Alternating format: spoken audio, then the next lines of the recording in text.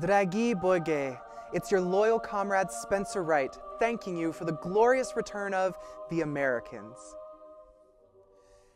Out with the virus, in with the starvation. Basically, if you like to suffer, this show is for you. It just keeps making you feel more pain every season, and in the most artfully successful ways possible.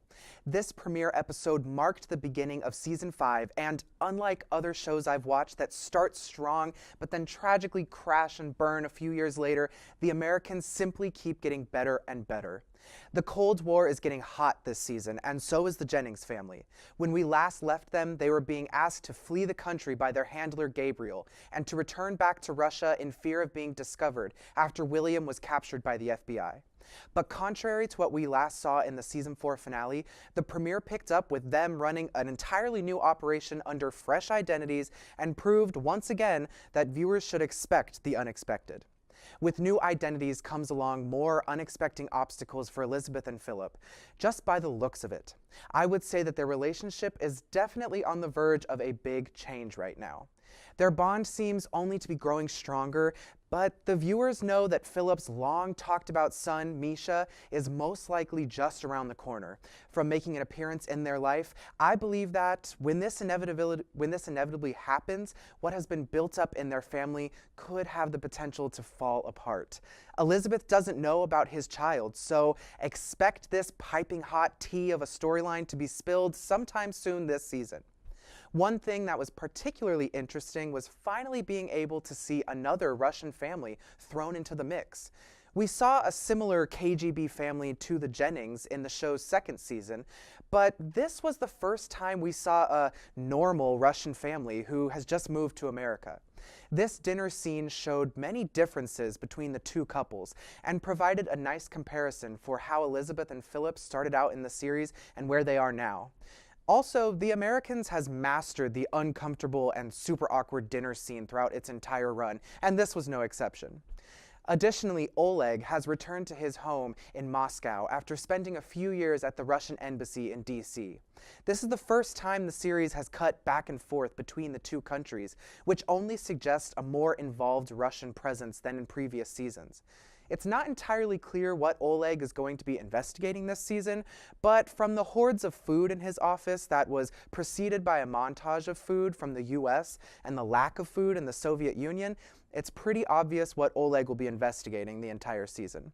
The most intriguing aspect of Oleg's storyline, as is typical Americans' fashion, is determining how this story will factor into every other arc happening at the moment.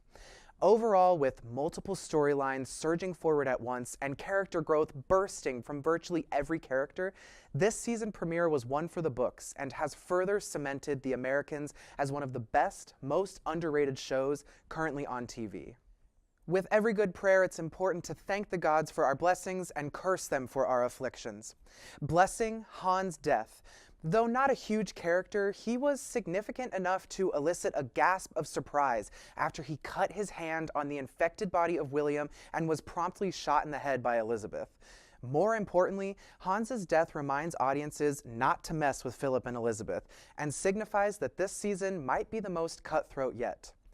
Affliction, Stan's continued ignorance. Working for however many years in the FBI and being consistently called upon by superiors for assistance implies that Stan is great at his job.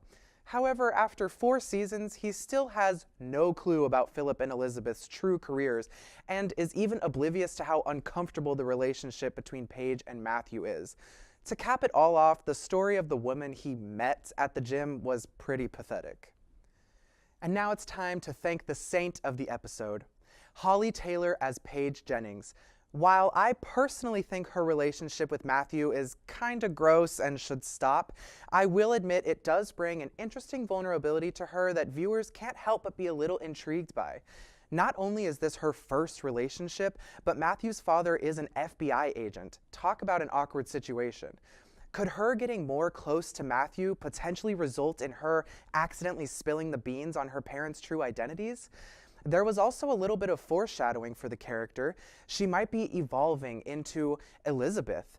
Elizabeth started teaching her self-defense, and, well, in a family like theirs, how could I not expect that to end badly? Nevertheless, Holly Taylor did a great job at alluding to the possibility that her life could become that of her parents by the end of the season. Thank you, Saint Holly. Overall, dearest TV gods, I bestow upon you 4.5 Hail Marys as a thank you for the Season 5 premiere of The Americans. Thank you so much for joining me in prayer. Be sure to check out Emertainmentmonthly.com for tons of incredible articles and reviews about all types of media and pop culture, like The Americans.